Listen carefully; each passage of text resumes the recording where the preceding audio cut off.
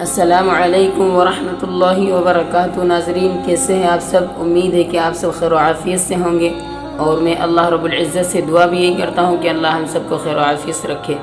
ناظرین، آج کی ویڈیو موجودہ حالات کو دیکھتے ہوئے بنائی گئی ہے، جیسے کہ آپ سب کو پتہ ہے کہ تراویح کا مسئلہ بھی یہی نکلا ہے کہ اپنے اپنے گھروں میں تراویح پڑھیں۔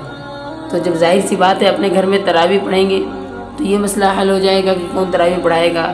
گھر میں جو بڑا ہوگا، عمر دراز ہوگا، اس کو صورتیں وغیرہ یاد رہتی ہیں تو وہ پڑھائے گا۔ لیکن پھر ایک چیز اس میں اور آتی ہے کہ تراویح ہے کہ 4 رکعات کے بعد ایک دعا پڑھی جاتی ہے، تو اس دعا کو کیسے پڑھیں گے؟ وہ دعا کیا ہے؟ تو ناظرین، وہ دعا آپ کو بتائی جا رہی ہے، آپ اس کو یاد کر لیں۔ فوٹو جو ویڈیو میں آ رہا ہے، اس کو اسکرین شاٹ لے کر یا آپ اس پر ویڈیو کو اچھے سے دیکھ کر اسٹاپ کر کے دیکھ لیں اور اچھے سے یاد کر لیں۔ اس کا ترجمہ بھی لکھا ہوا ہے، دعا بھی پوری لکھی ہوئی ہے، آپ اس کو اچھے سے پڑھ لیں۔ میں ایک مرتبہ پڑھے دے رہا ہوں تاکہ آپ کو سمجھ میں آ جائے۔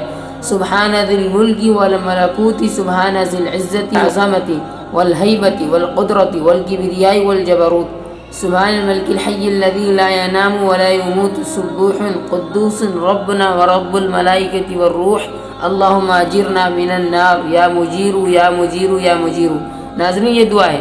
ترجمہ اس کا دیکھیں، نیچے لکھا ہوا ہے، پاک ہے وہ ذات جو ملک اور بادشاہت والا ہے۔ سبحان ذی الملک والملک، سبحان ذی العزت، بہت ہی پاک ہے وہ ذات جو عزت والا ہے، والعظمت اور عظمت والا ہے، والہیبت اور ہیبت والا ہے، والقدرت اور قدرت والا ہے، والکبریاء اور بڑائی والا ہے، والجبروت اور سطوت والا ہے۔ سبحان الملک الحی الذی، پاک ہے وہ ذات جو بادشاہ زندہ ہے، سبحان الملک الحی الذی لا ینام ولا یموت، جس کے لیے نہ نیند ہے اور نہ موت۔ پہلے نیند کو کہا، اللہ نیند سے بھی پاک ہے۔ سبوح، بہت ہی زیادہ پاک ہے۔ قدوس، بہت ہی زیادہ مقدس ہے۔ ربنا، ہمارا رب، ورب الملائکۃ والروح، اور فرشتوں کا اور روحوں کا رب۔ اللہم اجرنا من النار، 4 رکعات کے بعد بندہ پڑھ رہا ہے اور اللہ سے کہہ رہا ہے، اللہ مجھے آگ سے بچا۔ یا مجیر یا مجیر یا مجیر، اے پناہ دینے والے مجھے اپنی پناہ میں رکھ، اے آگ سے چھٹکارا دینے والے مجھے بچا، مجھے اپنی حفظ و امان میں رکھ۔